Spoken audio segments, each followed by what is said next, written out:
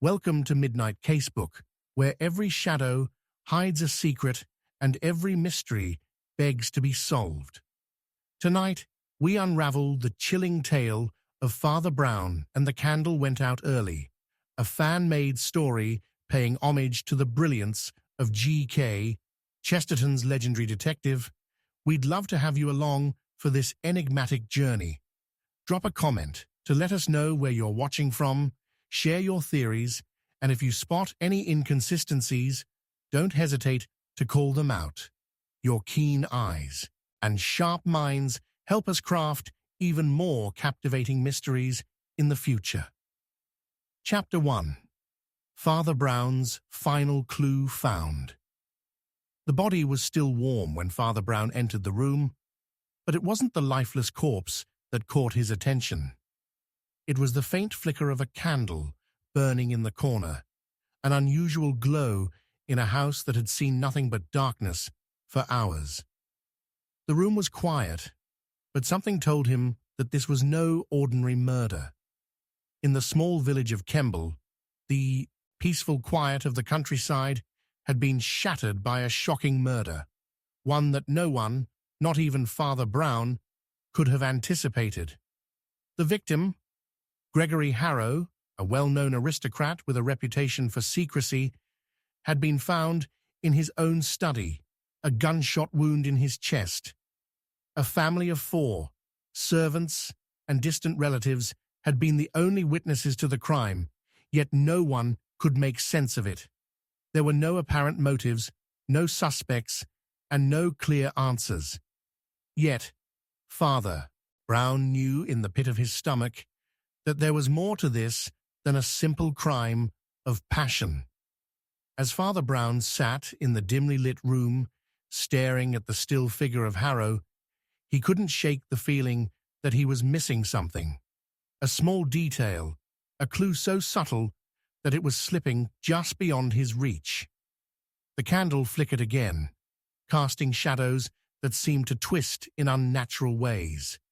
He leaned forward, his mind racing through the possibilities. The body had been found too. Quickly, the scene had been too perfect, a staging that spoke volumes about the killer's knowledge of human nature. This wasn't just a murder. This was a statement. Father Brown's sharp eyes caught something unusual near the window, an old-fashioned watch, lying carelessly on the floor. He reached for it, turning it over in his hands. It wasn't Harrow's watch.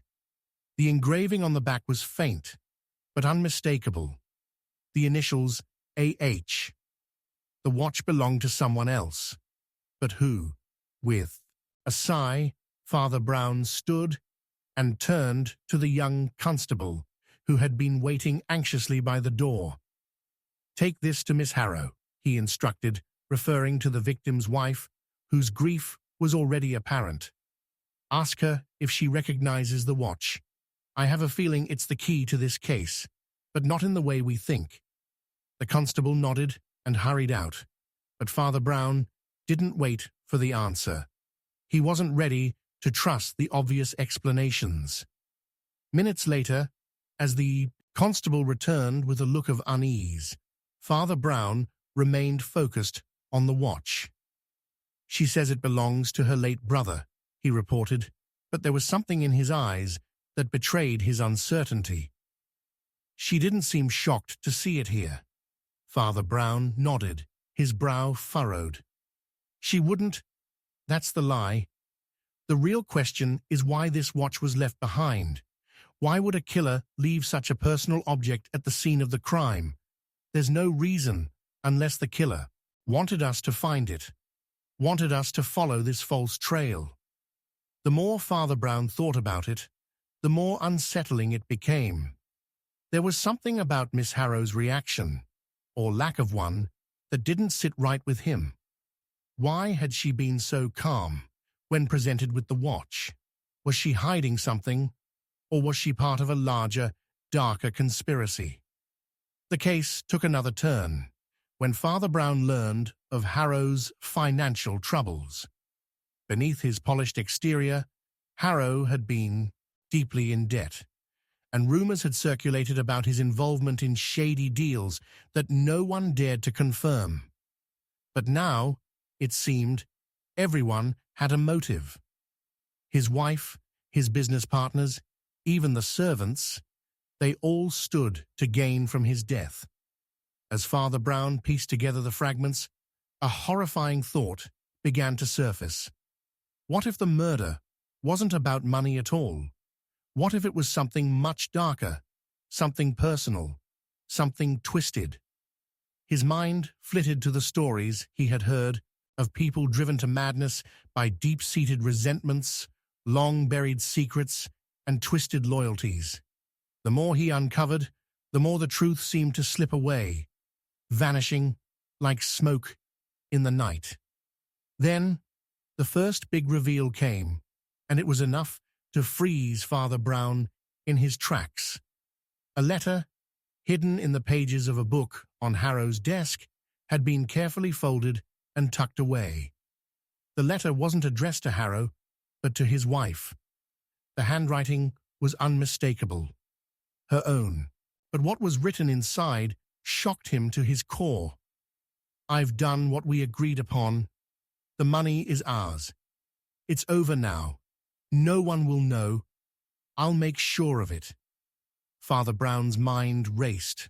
What agreement was this letter referring to? What money was involved?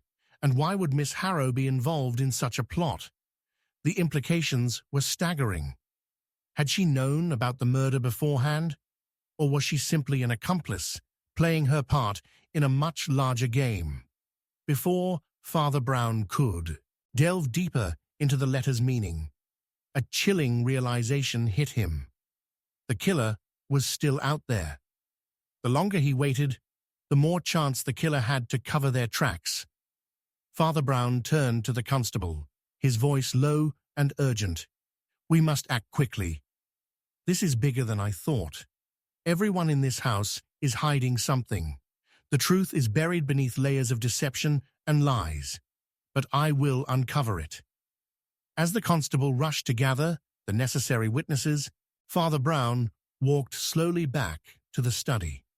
He ran his fingers across the desk, touching the things Harrow had touched, feeling the weight of the man's secrets lingering in the air. But there was something more pressing now, something that gnawed at his mind, refusing to let go.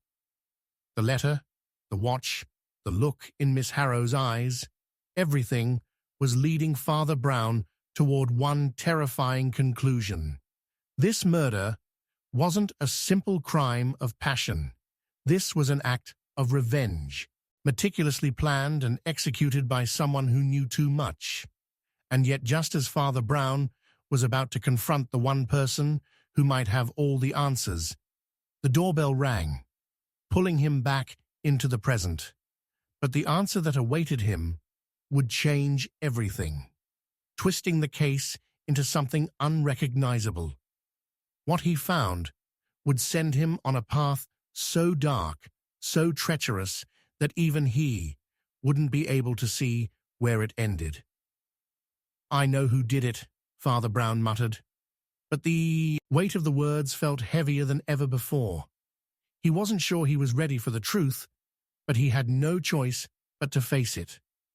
And just as he turned to confront the person responsible, the lights in the house flickered, casting an eerie shadow on the walls. The figure in the doorway stood frozen, and Father Brown knew in that moment that the final clue was about to be found. But the revelation, that was something far darker than he ever could have imagined. As the camera zoomed in on Father Brown's contemplative face, he said one last thing, his voice heavy with both certainty and sorrow. "The truth, my dear friend, will never be told." And with that, the screen faded to black, leaving the audience hanging, breathless and desperate for answers that would never come. Chapter 2. The Secret Murderer. Father Brown exposes. The air was thick with dread as Father Brown stood before the lifeless body, but it wasn't the corpse that chilled him to the bone. It was the unmistakable sense that the killer was closer than anyone had imagined. It wasn't until the candle flickered, casting an eerie light across the room, that Father Brown saw it. A single, deliberate clue left behind in plain sight. The room was silent, yet the tension hung heavy, as if every corner of the dark house held its breath, waiting for the truth to be revealed.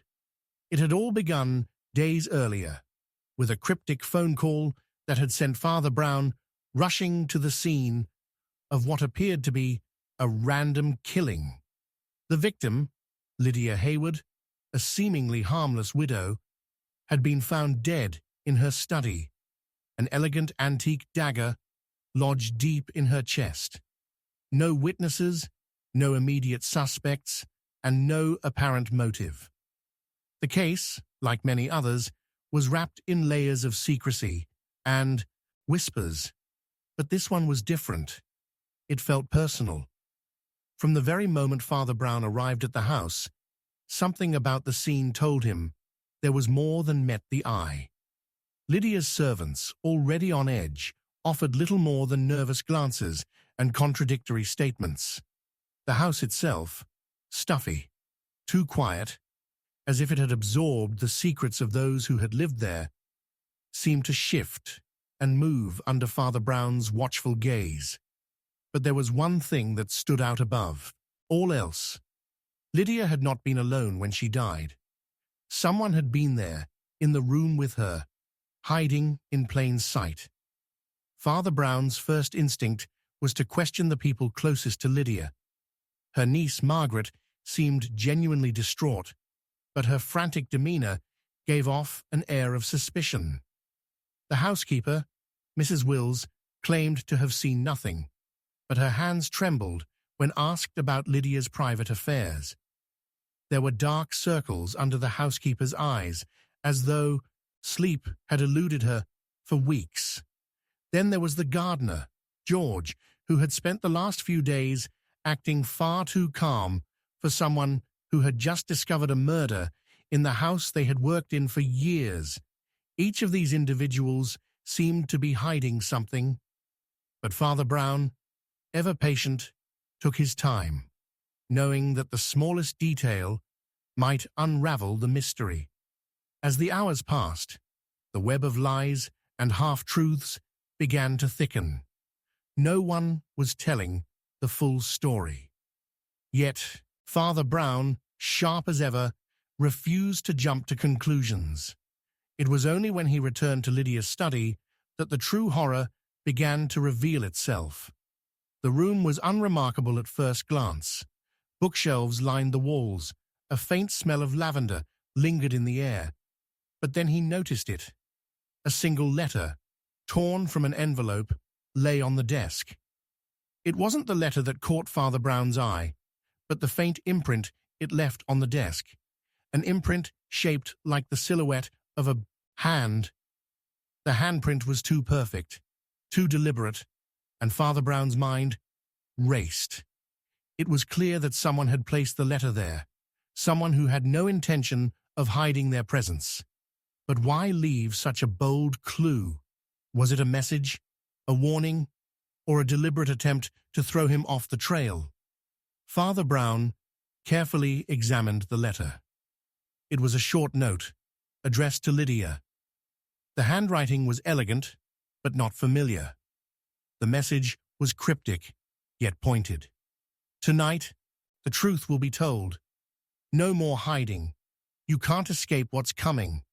No signature, no other identifying marks. Who had written this, and why had it been left so conspicuously behind? Father Brown's mind raced with possibilities. There was a deeper connection here, something tied to Lydia's past, something she had been running from. But what could it be? He needed to find out more. But everything seemed to point in multiple directions, none of which made any sense. Lydia had lived a quiet life, far removed from scandal. Her husband had passed away years ago, leaving her with a modest inheritance but nothing to explain the intensity of this murder. Or so it seemed. Father Brown returned to the housekeeper, Mrs. Wills, whose agitation had only grown since their last conversation. There was something about her demeanor that screamed guilt, but whether it was due to fear or complicity, he couldn't yet say. He pressed her again, about Lydia's life, about her recent behavior, and about any strange occurrences in the house. It was then that Mrs. Wills revealed something unexpected, something that made Father Brown's heart skip a beat. Lydia had been receiving strange visitors, Mrs. Wills confessed in a whisper. At night, when the house was quiet, a man. She told me not to speak of it, but I think he had something to do with her past. Father Brown's eyes narrowed. This was the first mention of someone outside of the family, and it was clear that the housekeeper knew more than she was letting on. A man from Lydia's past. Could this be the key to solving the murder? But why had Lydia kept this secret, and who was the man? Father Brown knew that if he could uncover the truth about this mysterious figure, he would be one step closer to exposing the murderer. But the deeper he dug, the more the web of deception seemed to tighten around him. Each answer led to more questions, and the closer he came to the truth, the more dangerous the case became. It wasn't until he discovered a hidden compartment in Lydia's desk that the first real breakthrough came. Inside, tucked behind a false panel, was a bundle of old photographs, pictures of Lydia, but not in her later years. These were photographs from her youth, showing her with a man who seemed out of place. His face was partially obscured, but there was no mistaking the intensity in his eyes. This was the man who had been visiting her at night. Father Brown studied the photos carefully, his mind working overtime to connect the dots. The man in the pictures was familiar. He had seen him before. It was George, the gardener. The realization hit him like a ton of bricks. George had been more than just a gardener. He had been in love with Lydia, or perhaps, in his twisted mind, he still was. The photographs revealed a secret affair, one that had ended badly. The guilt, the obsession. It had all built to this point. Father Brown could now see the whole picture, even if he wished he couldn't. The shock of this discovery left Father Brown speechless for a moment. He had suspected George, but this revelation confirmed it. But what had driven George to murder Lydia? Was it love, revenge, or something even darker? With no time to lose, Father Brown gathered the servants together in the drawing room. The tension in the room was palpable as Father Brown laid out the evidence piece by piece. As he spoke, the room grew colder, the silence more oppressive. Each word he spoke seemed to tighten the noose around George's neck. But just as Father Brown was about to expose George for the murderer he believed him to be, a sharp knock at the door interrupted the moment. A letter, sealed in red wax, was handed to Father Brown. He tore it open without thinking, his eyes scanning the contents quickly. What he read next left him breathless. "You have made a grave mistake, Father Brown.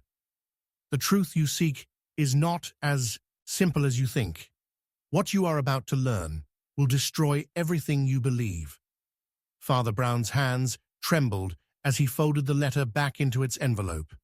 He looked around the room, his mind racing. The killer wasn't George, or at least not entirely.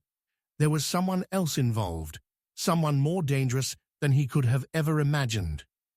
Just as he was about to speak, the lights flickered, and the sound of footsteps echoed through the hall. Father Brown turned to the door, his heart racing. The shadows in the room seemed to grow deeper, as though they were closing in on him. The truth was no longer just elusive.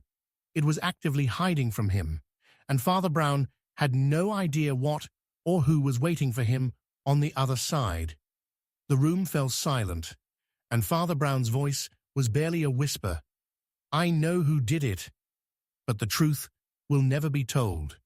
And with that, the screen faded to black, leaving the audience in stunned silence, unsure of what to believe. Chapter 3. A sinister plot Father Brown unravels. The moment Father Brown entered the Grand Manor, he knew something was horribly wrong, but he had no idea just how deep the darkness ran. The walls whispered secrets, and every shadow seemed to hold a truth he wasn't ready to hear. A man was dead, and the cause of his death was clear, a knife wound straight to the heart. But the circumstances surrounding the murder were far murkier than anyone could have anticipated. The victim, Robert Ashford, a respected businessman with a spotless reputation, had been killed in a locked room. No one could explain how the killer had gotten in, and no one was willing to speak the truth. It was a case unlike any Father Brown had ever encountered. Robert Ashford had been found on the floor of his study, a single crimson rose placed gently by his side.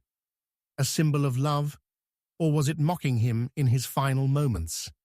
Father Brown wasn't sure, but he knew one thing. Someone had orchestrated this death with a level of cunning that made him uneasy. Whoever was behind it was playing a game, and Father Brown had no choice but to play along. The more Father Brown learned about Robert Ashford's life, the more the case twisted.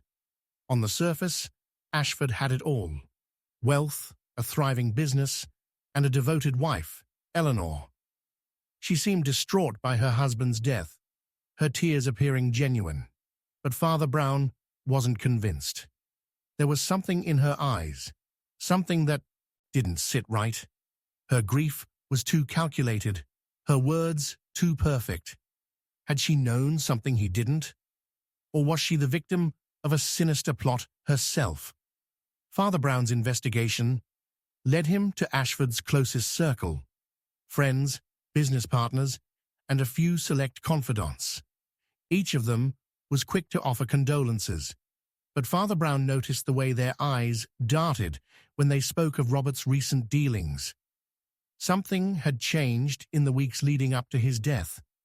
There were whispers of shady business practices, secret meetings held behind closed doors, and a mysterious letter that Robert had kept hidden in his desk. But no one knew what it contained. Father Brown was determined to find out. He examined every inch of the study, searching for clues. And then he found it, the letter. Tucked away in the back of Robert's desk, hidden under a pile of old papers, was a carefully folded envelope. It was addressed to someone Father Brown didn't recognize, but the words written on the front were chilling. "For your eyes only, the truth will destroy us all." Father Brown opened the letter with care, his fingers trembling slightly as he unfolded the paper. Inside, there was a single sentence, written in a tight, elegant hand. "The pact we made is the reason he's dead. You cannot stop it now." No signature, no explanation, just those cryptic words. What pact was the letter referring to? And who had Robert Ashford been involved with that could lead to such a dangerous conclusion? Father Brown's mind raced as he considered the implications. This wasn't just a simple murder. This was a calculated act, a deliberate move in a game that was far more dangerous than anyone had realized. The letter had left him with more questions than answers, but Father Brown wasn't the type to back down. He had uncovered something far darker than he expected, but he needed to dig deeper. He couldn't trust anyone, not even Robert's closest confidants. He had to find the hidden truth, the key to unraveling the sinister plot that had led to Robert's death. Father Brown returned to Ashford's business partners. all of whom seemed eager to help in any way they could. They spoke highly of Robert, praising his intelligence and dedication. But as Father Brown listened, he noticed the subtle shifts in their demeanor, the way their voices tightened when they mentioned the recent deals Robert had been involved in. It was clear that these men knew more than they were letting on. Then, one of them, Samuel Knight, Robert's longtime friend and business partner, let slip a crucial detail. "I never thought Robert would get involved in something like this," Knight said, his voice low and strained. "But when he started talking about the deal with Montgomery, I knew things were going to end badly. It was too much, too dangerous." Montgomery. The name echoed in Father Brown's mind. It was the name that had been conspicuously absent from every conversation. No one had mentioned Montgomery before, but now it was clear. Robert's death had something to do with him.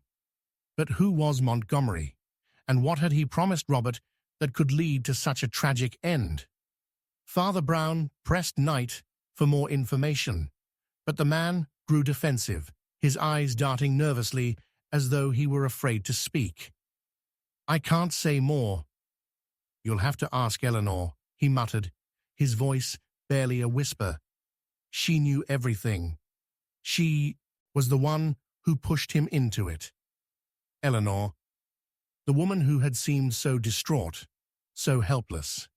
Father Brown's suspicions about her were beginning to take shape.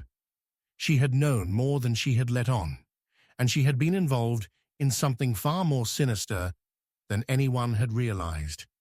But what had she pushed Robert into, and how deep did this conspiracy go? Father Brown's next move was to confront Eleanor herself. She had been calm when he first spoke to her, but now, as the investigation progressed, her composure was starting to crack. Father Brown found her in the garden, staring blankly at the rose bushes, her face pale and drawn. Her eyes darted to him as he approached, and for a moment there was something in her gaze that sent a shiver down his spine. "I know what you're thinking," she said, her voice trembling. "You think I had something to do with Robert's death. But I didn't. I swear to you, Father Brown, I didn't." Father Brown's heart raced. He had seen many people in the grips of guilt, but Eleanor's words didn't ring true. There was something hidden behind her sorrow, a secret she was desperate to keep buried. "Then tell me about Montgomery," Father Brown pressed. "What deal did Robert make with him, and why was it so dangerous?" At the mention of Montgomery's name, Eleanor flinched, her hand shaking as she clutched the edge of her dress. "Montgomery, he was a man with too much power, too much influence," she whispered, her voice barely audible. "Robert thought he could control him, use him for his own gain. But Montgomery wasn't someone you could control. Robert didn't realize what he was getting into until it was too late. The pact he made with Montgomery, it was the reason he's dead." Father Brown's mind raced. The truth was beginning to take shape, but it was still clouded by uncertainty. Montgomery was the key to everything. But how had Robert gotten involved with someone like him? And what was the deal that had been struck between them? Before Father Brown could ask any more questions, a loud crash echoed from inside the house. The sound of something shattering, glass breaking, followed by hurried footsteps. Father Brown spun around, his heart pounding, as he rushed back inside. He reached the hallway just in time to see a figure disappear down the staircase, their footsteps echoing in the silence. Someone had just fled the scene. But who? And why? Father Brown's thoughts raced as he made his way to the study, where he knew the answers were waiting for him. The room was dark, but there was a faint glow coming from the desk where the mysterious letter had been. The letter was gone. Someone had taken it. Father Brown turned to Eleanor, his voice cold and determined. Who else knows about this pact? Who else is involved? Eleanor's face turned pale as she backed away. I can't tell you. It's too dangerous. The truth, it's too much to bear. Father Brown stood there, the weight of the mystery pressing down on him. He knew that he was on the edge of something far darker than he could have imagined. But what was the truth, and who was hiding it? I know who did it, Father Brown said, his voice barely a whisper, but the truth will never be told. And with that, the screen faded to black, leaving the audience hanging in suspense, desperate to know more, but too overwhelmed by the twists and turns to continue watching. Chapter 4. Father Brown's Dark Revelation shocks all. The moment Father Brown spoke the words, everyone in the room froze. The killer is someone you all trust, someone whose face you see every day. The room was deathly silent, every eye fixed on him, every breath caught in shock. No one could believe what they were hearing. It was impossible. But Father Brown's calm gaze told them everything. He wasn't guessing. He knew. The case had begun like any other. Someone was dead, a murder to be solved. But this wasn't a simple crime of passion, and Father Brown knew it from the start. The more he uncovered, the more he realized that this wasn't just a murder. It was part of something far deeper, a web of lies and deceit that stretched further than anyone could have imagined. As Father Brown pieced the puzzle together, a dark revelation took form, one that not only shattered the entire investigation, but threatened to tear apart everything everyone thought they knew about the people they trusted most. The victim, Martin Reed, had been a respected figure in the small community. He was a family man, an esteemed lawyer, and someone everyone considered a friend. But now he was dead, his lifeless body found in his office, a single bullet to the head. There were no signs of struggle, no obvious motive, and yet the scene felt staged. It was too neat, too perfect. A carefully executed murder that left behind a trail that didn't add up. Father Brown's investigation had led him to the Reed family. Martin's wife, Caroline, appeared devastated by the loss of her husband, her grief palpable and genuine. But Father Brown wasn't so easily fooled. The more he observed, the more he saw a woman who was hiding something behind her tears. Her story about the night of Martin's death didn't match the facts, and the more he asked her, the more her answers seemed rehearsed, too precise. She wasn't the only one. Martin's business partner, Thomas Gray, seemed strangely unaffected by his death, almost too calm. Then there was Lydia, the family maid, who had been caught in a lie about her whereabouts that night. Father Brown had never been one to leap to conclusions. He had learned long ago that the truth rarely revealed itself in the way one expected, but there was something about this case that felt wrong in every way.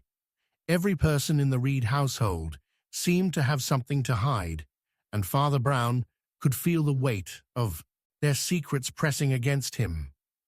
The more he dug, the darker the story became. But it wasn't until he uncovered the first crucial piece of evidence that everything changed. It was an old photograph, hidden in the back of a drawer in Martin's study. The photograph showed Martin with two other men, young, smiling, carefree, but it wasn't just the men in the photo that caught Father Brown's attention. It was the strange, unfamiliar symbol etched into the corner of the picture. A symbol that, when Father Brown traced it back, led him to a secret society. A society that, unbeknownst to everyone else, had ties to Martin's past. A society that, as Father Brown was about to discover, would lead him to the very heart of the conspiracy. At first, Father Brown wasn't sure what to make of the symbol. It was small, almost insignificant, yet its presence in such a personal place, hidden in the back of Martin's desk, in a photo that clearly meant something to him, suggested that there was more to this than a mere association. This wasn't just a group of friends, it was a secret, and the fact that it had been hidden meant that someone had gone to great lengths to keep it buried. As Father Brown began to investigate the society, he realized that Martin Reed was far more entangled in this dark world than anyone could have imagined. The more he uncovered, the more disturbing it became. The society was known for its secrecy and for its power, and as Father Brown dug deeper, he uncovered connections to high-ranking officials, businessmen, and even members of the church. It was a web that stretched so far that it made Father Brown question everything. The very foundation of the Reed family's respectable image was beginning to crumble, revealing something far darker beneath the surface. Father Brown's suspicions only grew stronger when he discovered a letter in Martin's office, written in a hand that he recognized. It was from Thomas Gray, Martin's business partner. The letter was cryptic, but the message was clear. Martin had made a mistake, and now the consequences were inevitable. But what mistake was he referring to? What was so dangerous that it could lead to Martin's death? Father Brown couldn't understand it at first, but the more he looked at the words, the more they seemed to point towards something unspeakable, a secret pact made in blood that had gone terribly wrong. With no time to waste, Father Brown confronted Thomas Gray. The man's reaction was immediate, a cold, dismissive laugh. "You really don't understand, do you?" Gray said, his voice sharp and tinged with anger. "You think this is about money, or love, or some petty personal vendetta, but it's not. This goes much deeper than that. You have no idea what Martin was involved in." Gray's words were like a slap to Father Brown's face. This was no longer a simple murder investigation. This was about power, control, and something far more sinister than he had ever encountered. The secrets that Martin had been keeping, the ones that had cost him his life, were not just personal. They were dangerous. They had the potential to destroy not just him, but everyone around him. The pieces of the puzzle were beginning to fit together, but the more Father Brown uncovered, the more confusing and convoluted the story became. Everyone was hiding something, but no one seemed to know the full truth. Caroline, Martin's wife, had been hiding something about their marriage, something that linked her to Thomas Gray in a way that Father Brown had not expected. She wasn't just the grieving widow. She was a player in this twisted game, and her involvement ran deeper than anyone could have guessed. And then just when Father Brown thought he had everything figured out, the real shock came. As he pieced together the fragments of the case, he realized that the one person who had seemed the least involved, the one person who had seemed the most innocent, was the true mastermind behind the entire plot. Lydia, the maid. She had known everything. She had been the one pulling the strings from the very beginning, manipulating everyone around her. Her innocence had been a carefully crafted illusion, a mask that hid her true nature. She had been the one who had orchestrated Martin's death, and the reason why would shake everyone to their core. But why? Why had Lydia done it? The answer came in a quiet, chilling confession. "You don't understand," she whispered, her eyes dark with something more than fear. "I had no choice. He knew too much. He was going to destroy everything." Father Brown's mind raced as the realization hit him. The truth, once hidden behind layers of lies and deceit, was now exposed. But it wasn't over, not by a long shot. Lydia wasn't the only one who had been playing a dangerous game. There were others, more powerful and more dangerous, who would stop at nothing to protect their secrets. Father Brown turned to the others in the room, his voice cold and unwavering. I know who did it, but the truth, as you can see, is far more complicated than anyone could have imagined, and some truths are better left untold. With those words, the room fell into an uneasy silence, and the screen faded to black. The audience, left in stunned disbelief, were left with one question burning in their minds. What was the truth that Father Brown had uncovered? And why was it too dangerous to reveal? The mystery would remain unsolved, but the shadows of the past would forever haunt those who dared to uncover them. Chapter 5. The candle's last flicker revealed. The candle flickered one final time before it extinguished, its last breath drawing the curtain on a murder that would change everything. In that fleeting moment, Father Brown's sharp eyes caught something no one else had noticed, something so small, yet so damning, that it sent a chill down his spine.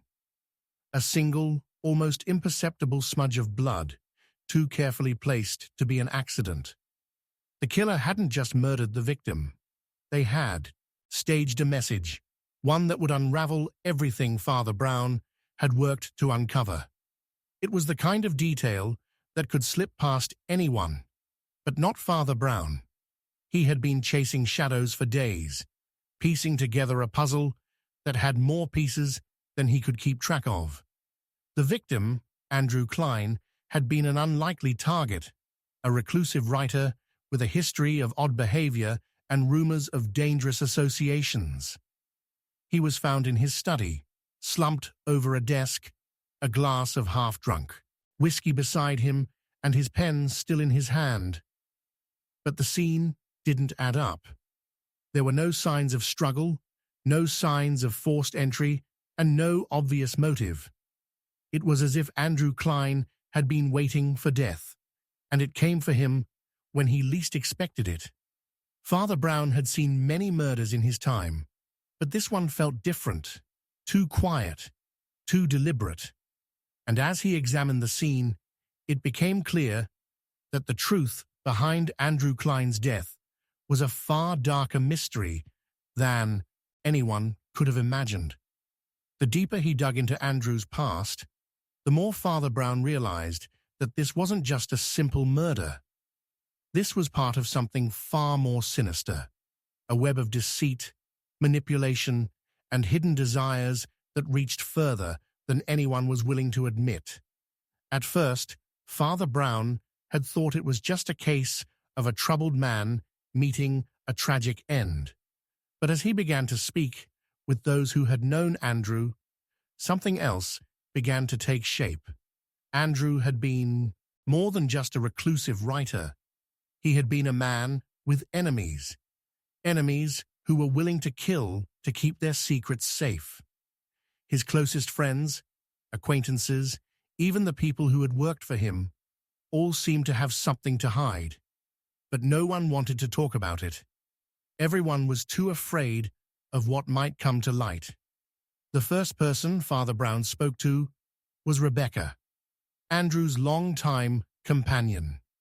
She had been the one to find his body and call for help, her voice trembling as she described the scene. But something about Rebecca's story didn't add up. She claimed to have been away when the murder occurred, yet the way she spoke about Andrew's final moments made Father Brown's skin crawl. She knew more than she was letting on. And as Father Brown pressed her for answers, the cracks began to show. Her eyes darted nervously whenever she mentioned the night Andrew had died, and she couldn't explain the unusual cuts on her hands, cuts that appeared to be far too deliberate to be the result of an accident. Then there was the matter of the broken window. It was the first thing Father Brown had noticed when he arrived at the scene. A window shattered from the inside. It was an odd detail, one that didn't fit with the rest of the crime scene.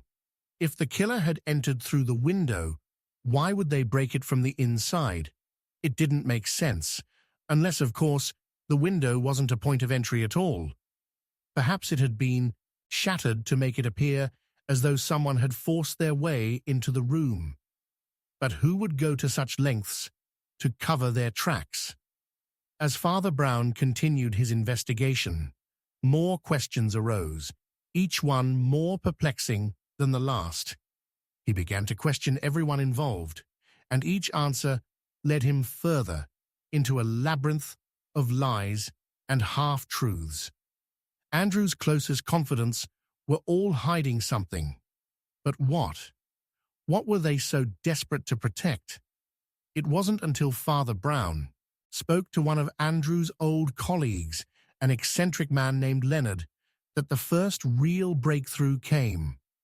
Leonard had been one of the few people who had spent any significant amount of time with Andrew before his death, and he spoke of the writer in a way that made Father Brown's ears prick up.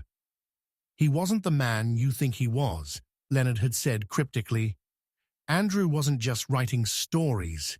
He was writing something else, something dangerous, something he wasn't supposed to know."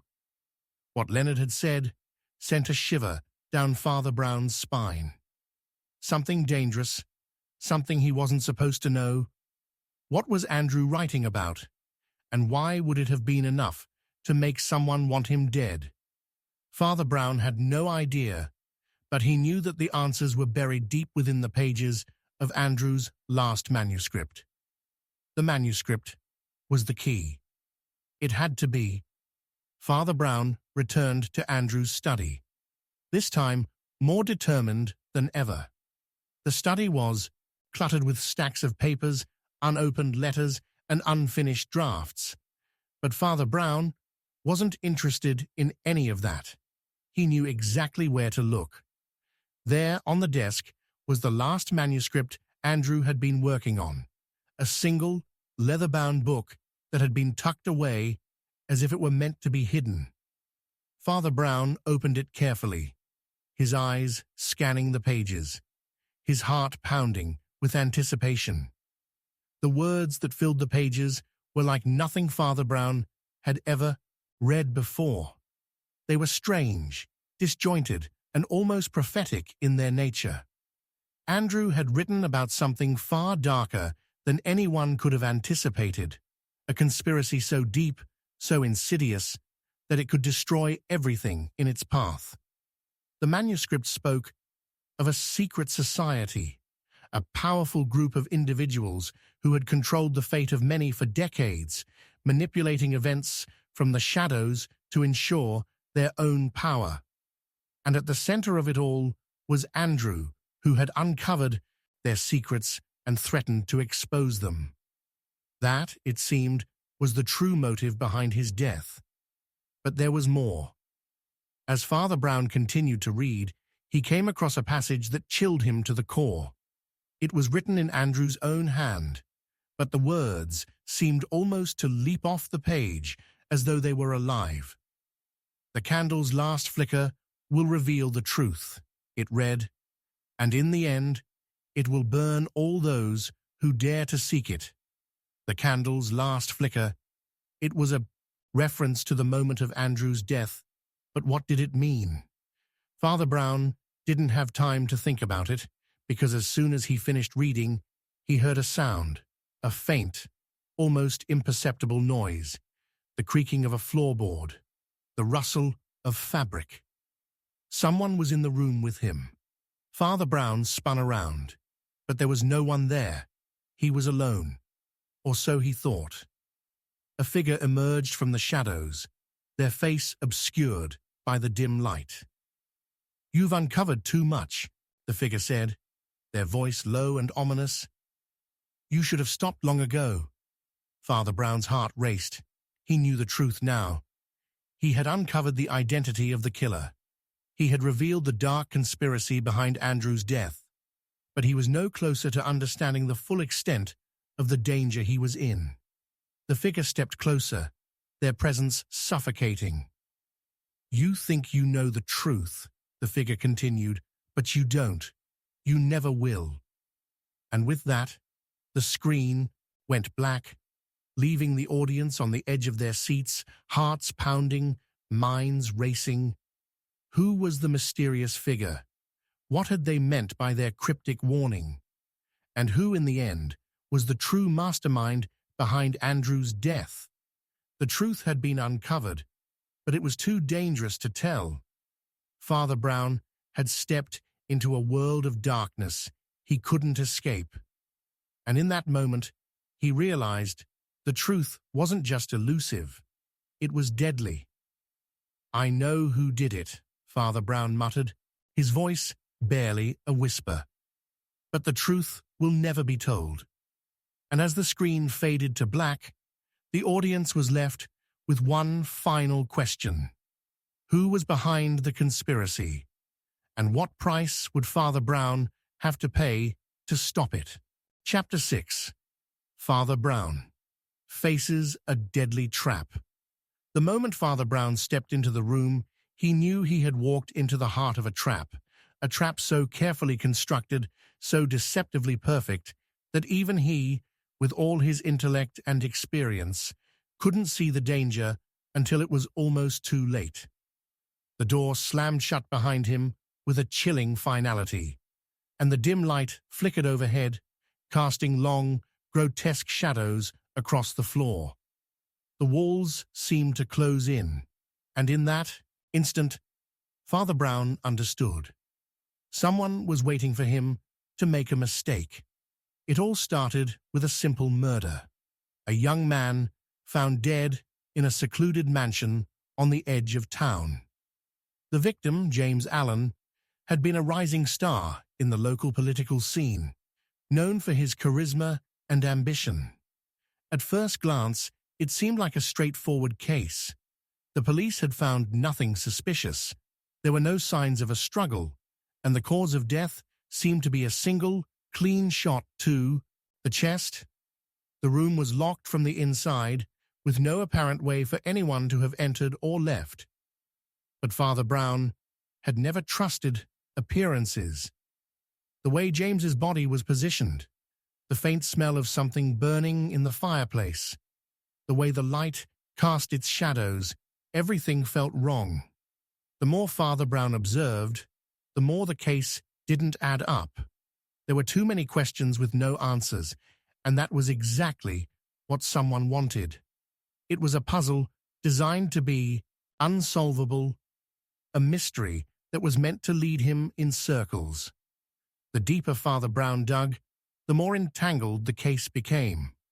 James had been involved with some unsavory individuals, people who were powerful, influential, and not above using violence to get what they wanted.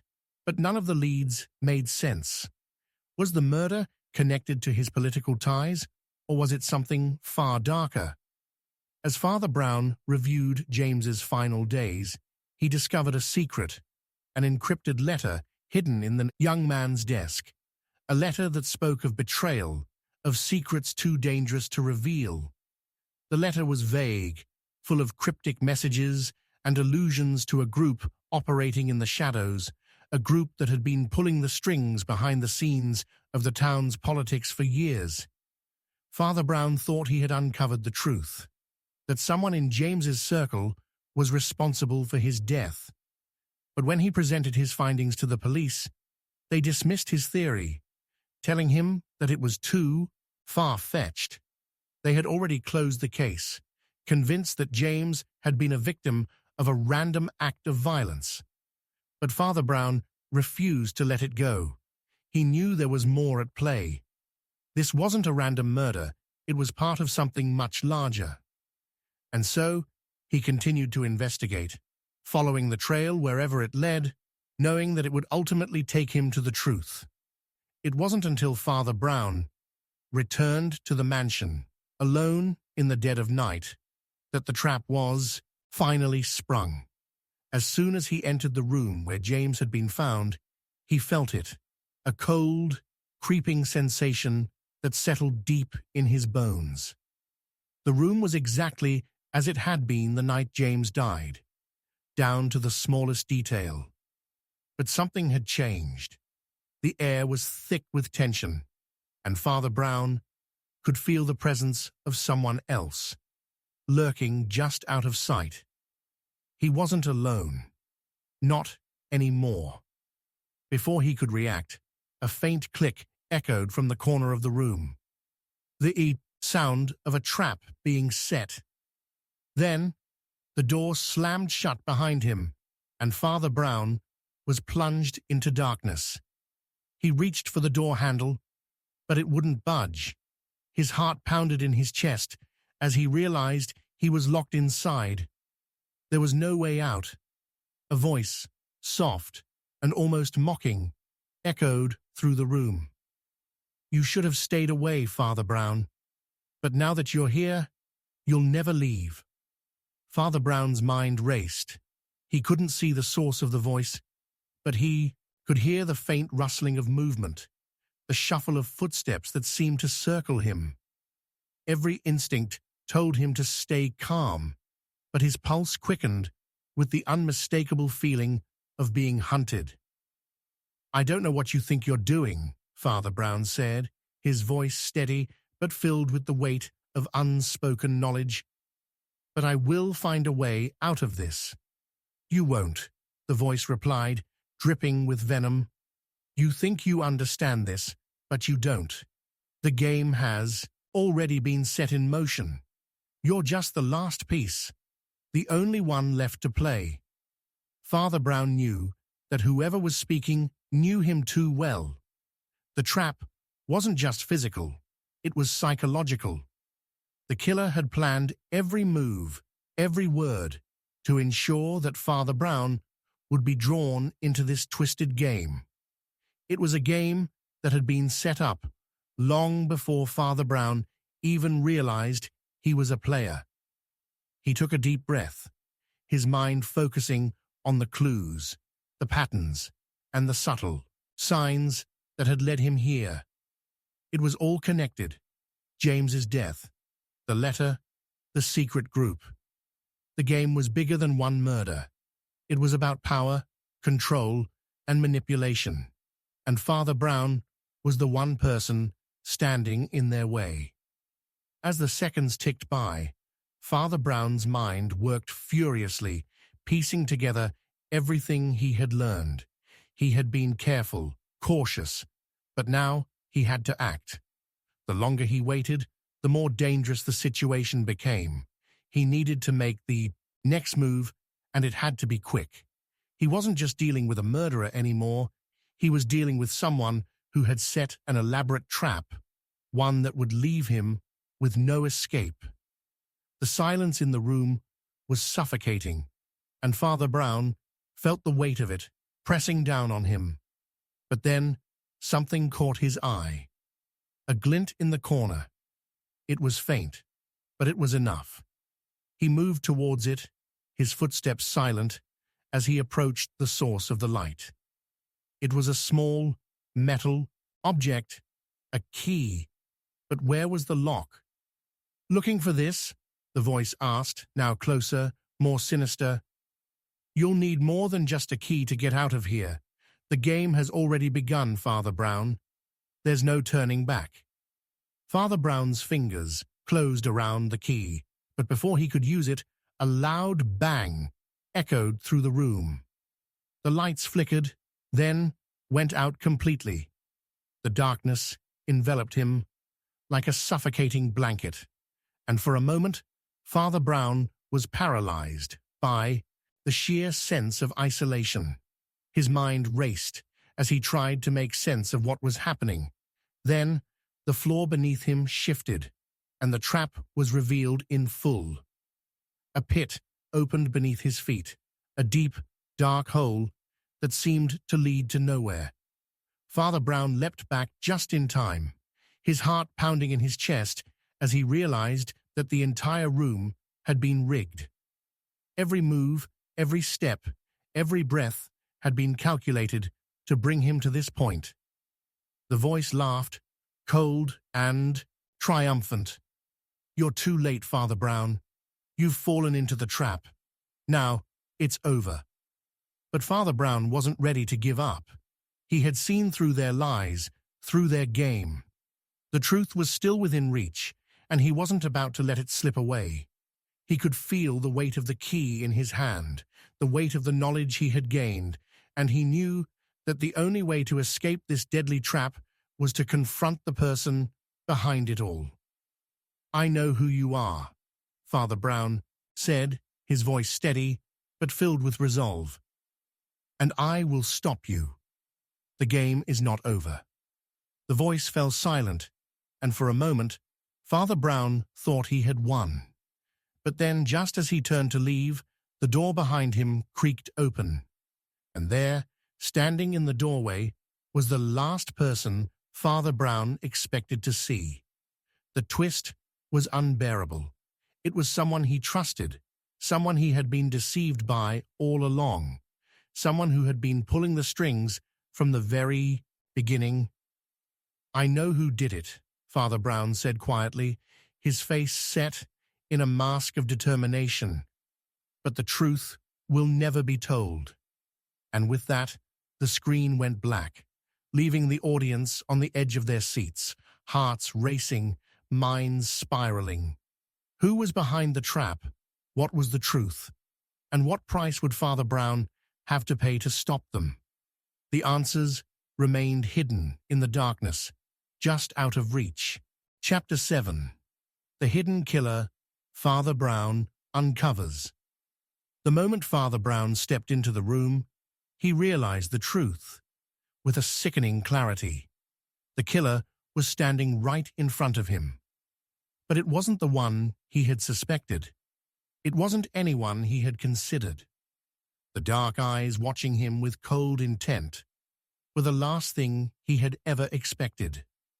And yet, it all made sense now. The hidden killer had been right there, just behind the veil of everything he had thought he understood. The case had started innocently enough: a quiet village, a family torn apart by tragedy, and a murder that made no sense. The victim, Edward Hall, was a successful businessman, well known and respected in the community. He had been found dead in his study, an apparent suicide, or so it seemed. The scene was disturbingly perfect. No signs of forced entry, a glass of wine spilled on the floor, and the note left on the desk with the words, "It's over," scrawled in hasty, shaky handwriting. No one had doubted that it was suicide. No one except Father Brown. From the very beginning, Father Brown had suspected there was more to the case. The details didn't add up. The scene was too perfect, too rehearsed. He had seen enough death in his time to know when something felt wrong. And this did. The perfect setup of the room, like a stage set for a play, had led Father Brown to question everything. Who wrote the note? Why was there no sign of a struggle? Why, after years of success, would Edward Hall suddenly end his life? But as Father Brown dug deeper into the life of Edward Hall, things got murkier. Family secrets, shady business deals, and mysterious connections began to surface. Edward had been involved in an illicit affair with someone in town, someone close to the family. But what troubled Father Brown more than anything else was the story of the family's history, particularly Edward's father, who had mysteriously disappeared years ago. Was this death part of a larger, darker pattern? Father Brown didn't believe in coincidences. As Father Brown continued to question those close to Edward, his wife, his children, his colleagues, it became clear that no one wanted to talk about the past. His wife, Vivian, seemed particularly distraught, but Father Brown noticed the glint of fear in her eyes when he asked about her late husband's business dealings. She wasn't being completely truthful. The children, too, behaved. Oddly, they were distant, cold, almost too composed. But something was different about their reactions. There was a tension in the air that Father Brown couldn't ignore. The breakthrough came when Father Brown was alone in Edward's study, carefully scanning over the victim's personal letters and papers. In the back of a drawer, hidden under a pile of old documents, was a letter that had never been sent, but one that contained an explosive truth. It was from Edward's father, the man who had disappeared years ago, and it spoke of betrayal, of greed, and of a family legacy that had been tainted with murder. The letter's contents made Father Brown's blood run cold. The old man had been involved in something far more sinister than anyone had imagined. The letter revealed a secret. Edward's father had been part of a covert operation to cover up the murder of an innocent man, and Edward, following in his father's footsteps, had tried to keep the secret buried. But something had gone wrong. The very people who had helped him protect the truth were now being threatened, blackmailed, and manipulated by forces more powerful than they could control. Father Brown now understood the stakes. Edward Hall hadn't committed suicide. He had been forced to take his own life to protect those he loved from a dark truth that could destroy everything. But there was more. The letter mentioned a name, one that Father Brown had never heard before, one that seemed to haunt the corners of Edward's life. A name that was connected to the people Edward trusted the most.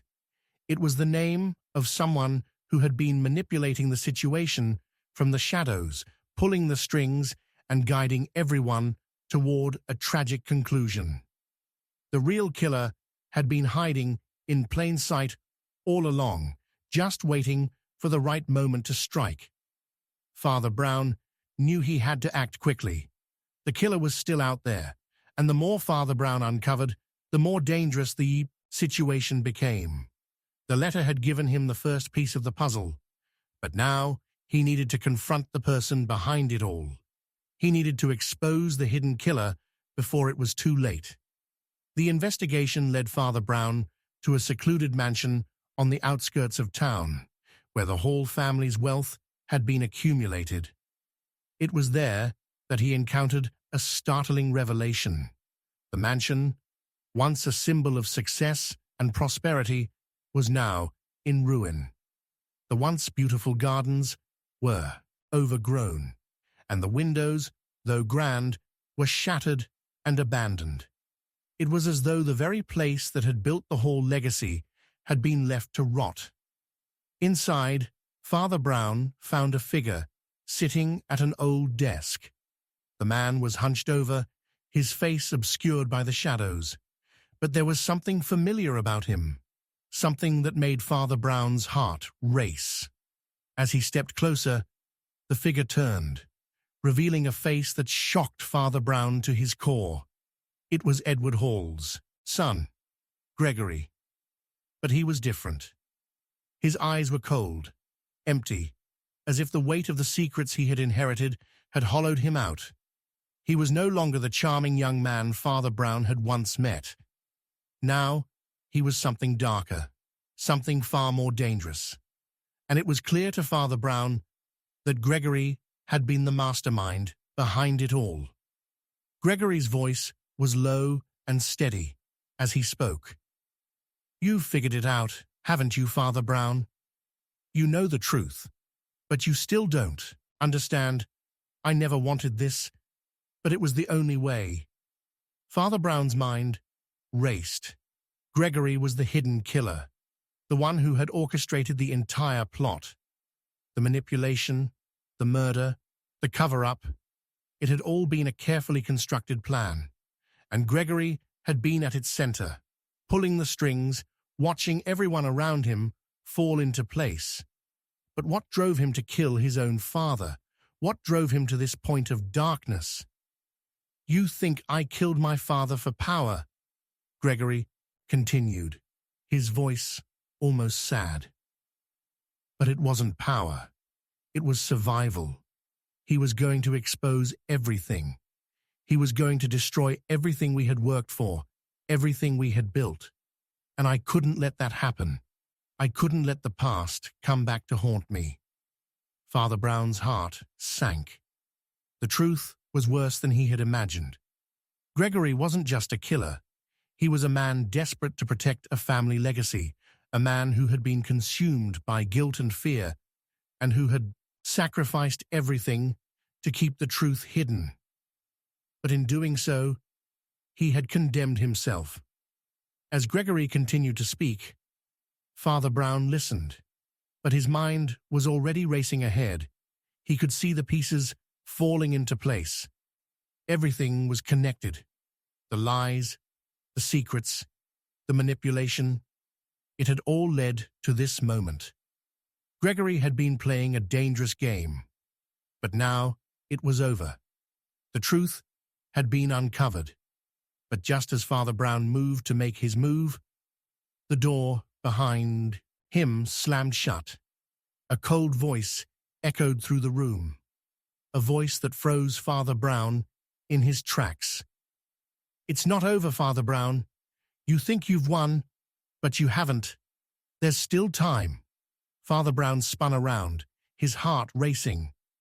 The figure standing in the doorway was someone he hadn't expected, someone who had been hiding in the shadows all along. The final piece of the puzzle had just been revealed, and it was more dangerous than he could have imagined.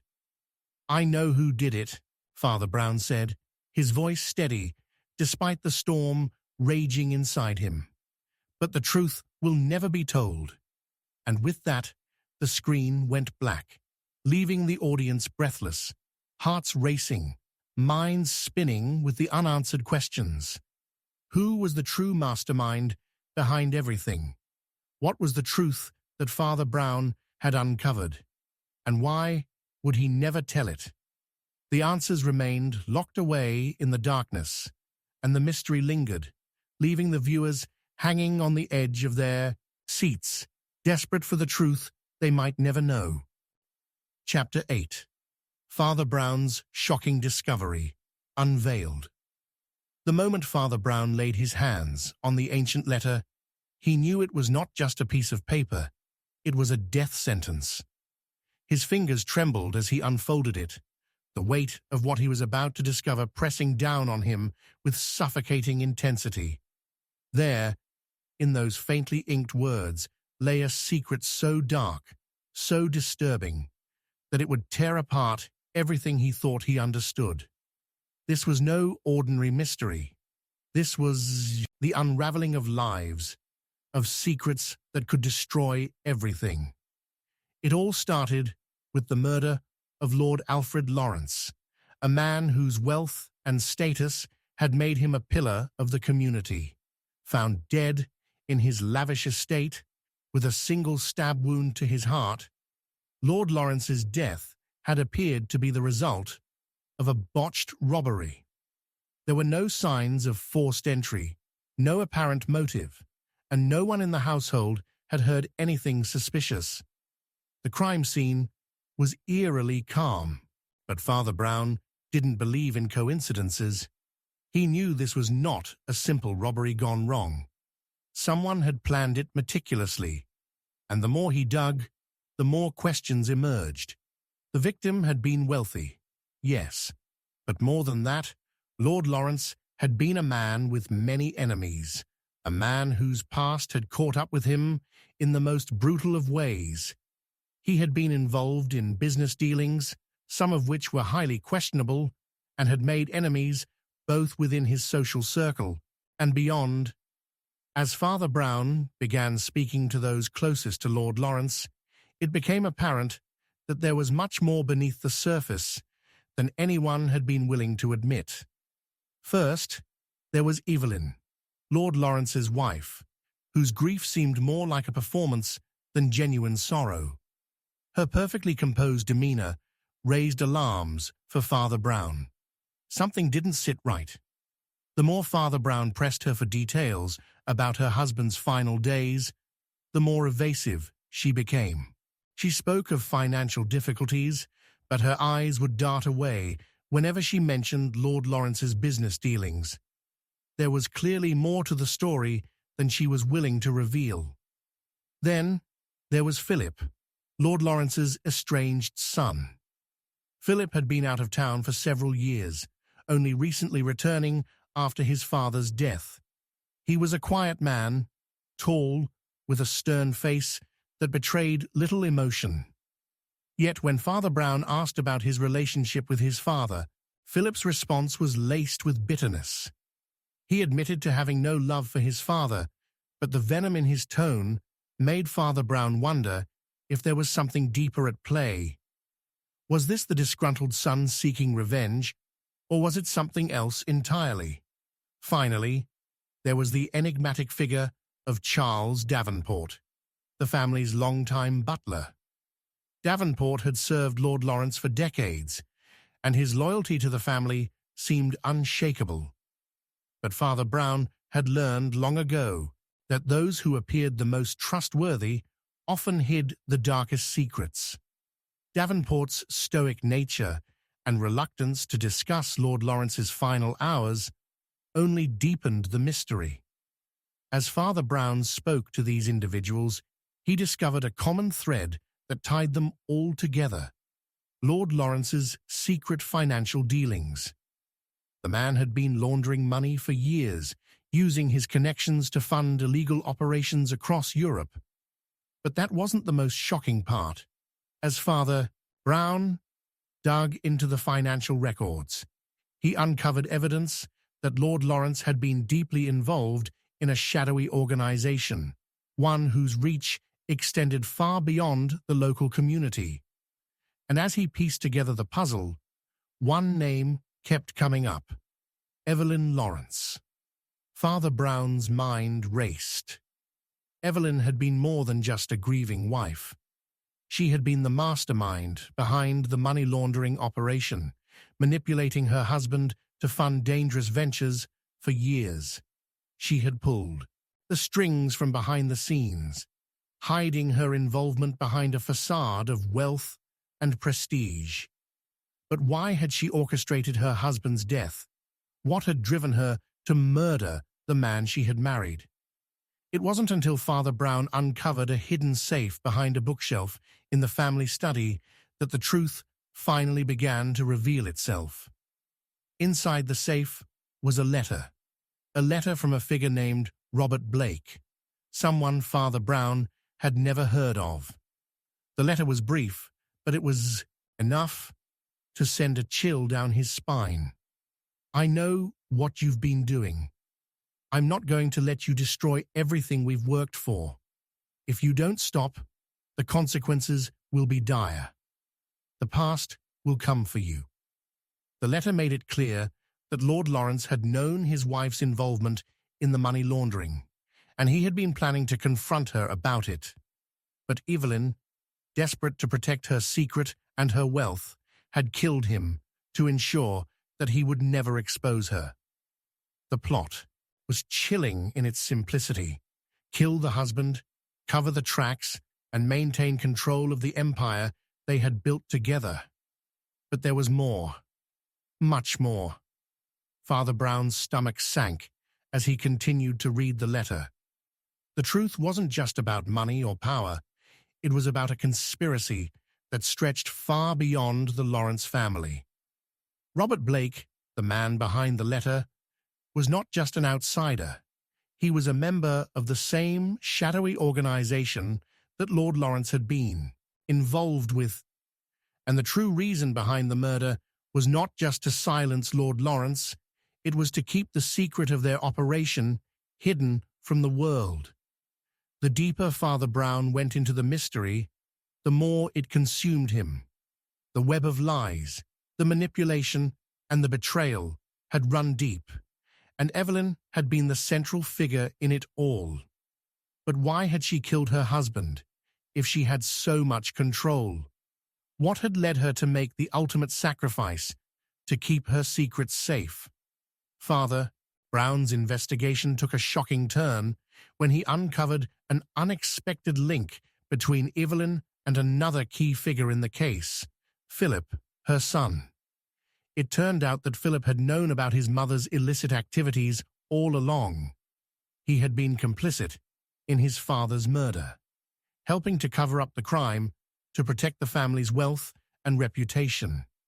But what Father Brown didn't expect was the revelation that Philip was also a victim in this twisted scheme. Evelyn had used her son to do her bidding, controlling him with promises of power and wealth. She had manipulated him into being a part of her dark world, feeding him lies and half-truths to keep him loyal. It wasn't until Father Brown confronted Philip with the evidence that the full horror of the situation became clear. Philip was not the cold, indifferent man he had appeared to be. He was a broken soul, a man trapped by his mother's manipulation, unable to escape the grip of her influence. He confessed to the murder, but not because he had wanted his father dead. He had done it because he had been forced to. Evelyn had promised him that they would be free from the past, that they would live a life of luxury and power. But it had all been a lie that had led them both to the brink of destruction. Father Brown was left stunned by the revelation. Evelyn Lawrence had been the mastermind behind it all, but she wasn't the only one responsible. Philip, too, had played a part in the tragedy, and yet he was as much a victim as a perpetrator. The truth was more complicated than Father Brown had ever imagined, and as he stood there, listening to Philip's confession, he realized that the case wasn't over. There was still so much left to uncover, so many layers of deceit that had yet to be revealed. But just as Father Brown was about to make his final move, a loud crash echoed from upstairs. Footsteps rushed toward him, and suddenly the door burst open. Someone had entered the room. Someone who had been watching them all along. Father Brown's eyes locked onto the figure in the doorway, and for the briefest moment, everything stopped. The final piece of the puzzle had just been revealed, but it wasn't what he expected. The face staring back at him was one he recognized, one that sent a cold shiver down his spine. "I know who did it," Father Brown said, his voice barely a whisper, "but the truth will never be told." The screen went black. The mystery remained unsolved, and the final question lingered in the air. Who was the hidden killer, and what was their true motive? The answers remained locked away, and Father Brown knew that the truth, as always, would remain elusive. Chapter 9. The mystery Father Brown couldn't solve. The room was silent except for the soft ticking of the grandfather clock, and then, in an instant, Father Brown realized something that no one else could have. The murderer was sitting right beside him, their breath slow and steady, but their eyes filled with a dark secret too horrifying to reveal. What began as an ordinary case, a simple murder in a small, quiet village, had spiraled into something so mind-bendingly complex that Father Brown felt the sharp, gnawing sensation that he would not solve this one. He had no more answers, only questions, and the truth, if there ever was one, was slipping further away with every passing moment. It started like any other investigation. A woman had been found dead in her home. Annabel Stark, a name once known for its beauty and grace, had been found strangled in her drawing room, the scent of roses still lingering in the air, and a single note placed delicately on the mantel. It simply read, "You knew too much." There were no signs of a struggle. The windows were locked, the doors bolted from the inside. It looked like a closed room mystery. But Father Brown, with his years of experience, could tell that there was something off about this scene. It wasn't the perfect crime, it was a message, a game. But who was playing? At first, the suspects were easy to spot. Annabelle's husband, Charles Stark, a man known for his volatile temper and erratic behavior, was an obvious person of interest. There was no love lost between him and his wife, and rumors of infidelity had followed him for years. But when Father Brown spoke to him, Charles was surprisingly calm. Too calm for a man who had just lost his wife. He expressed his grief, but there was something in his eyes, something calculating, something hidden behind that veil of sorrow. But as Father Brown dug deeper into Annabelle's life, it became clear that the case was anything but simple. Annabelle had been a woman of many faces, outwardly sweet, but known to have sharp, cutting remarks when no one was looking. Her close friends, who once adored her, had all begun to distance themselves after a series of strange, erratic behaviors. Some even claimed she had been receiving threatening letters. Others said she had been investigating something so dark, so secretive, that it had caused her to become paranoid, obsessive. Father Brown could see it clearly now. Annabelle had been caught in something larger than just her troubled marriage.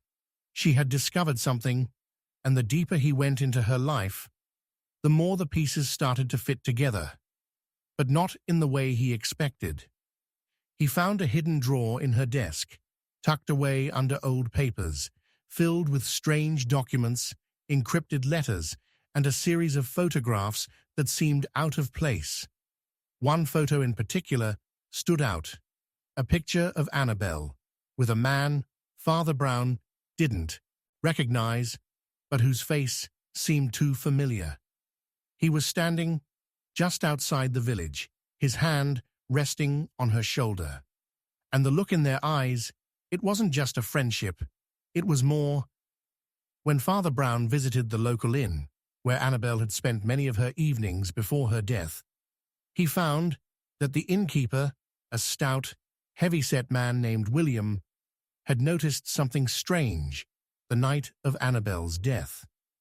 He didn't know much, but he recalled seeing a figure standing outside Annabelle's house just before the murder. He described him as tall, with dark hair, wearing a long coat and a hat that obscured his face.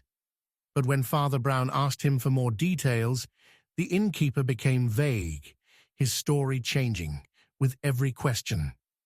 Suspicion turned to fear as Father Brown learned that this mysterious man had been in the village before, but no one had paid attention. The only clue that tied him to the village was a name Father Brown would not have guessed in a million years.